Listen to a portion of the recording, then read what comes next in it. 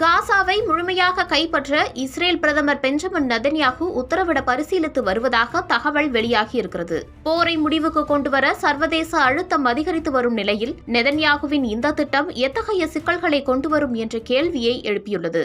Israel மற்றும் பாலஸ்தீனத்தின் காசாவை கட்டுப்பாட்டில் வைத்திருக்கும் ஹமாஸ் பயங்கரவாதிகள் இடையே கடந்த 2023 அக்டோபர் முதல் போர் நடந்து வருகிறது.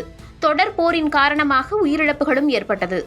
காசா பகுதியில் பசி, பட்டினி, மருத்துவ வசதி கிடைக்காதது என ஏராளமானவர்கள் பாதிக்கப்பட்டுள்ளனர். காசாவுக்கான மனிதாபிமான உதவிகளை திட்டமிட்டு தடுப்பதாக இஸ்ரேல் மீது பல்வேறு நாடுகள் குற்றம் சாட்டி வருகின்றன. இந்த நிலையில் இஸ்ரேல் பிரதமர் பெஞ்சமின் நெதன்யாகு அடுத்த கட்ட நகர்வு குறித்து விவாதிக்க பாதுகாப்பு அமைச்சரவையின் கூட்டத்தை கூட்டியிருக்கிறார். போரை முடிவுக்கு கொண்டுவர சர்வதேச அழுத்தம் அதிகரித்து வரும் நிலையில் காசாவை முழுமையாக ஆக்கிரமிக்க உத்தரவிட நெதன்யாகு பரிசீலித்து வருவதாக இஸ்ரேலிய ஊடகங்கள் தெரிவித்துள்ளன.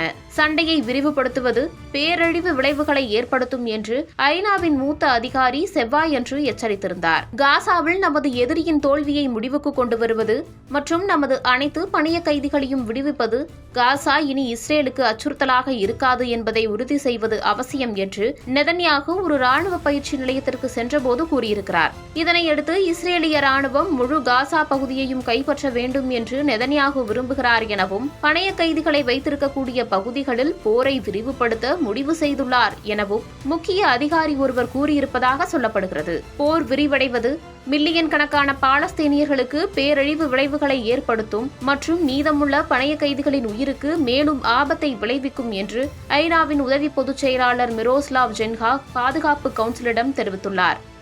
ஆனால் காசாவினுடைய முழு பகுதியையும் கைப்பற்ற வேண்டும் என்ற உத்தரவை இஸ்ரேல் பிறப்பித்தால் அதனைத் தொடர்ந்து மேலும் பாதிப்புகள் ஏற்படக்கூடும் என்ற நிலை உருவாகியிருக்கிறது.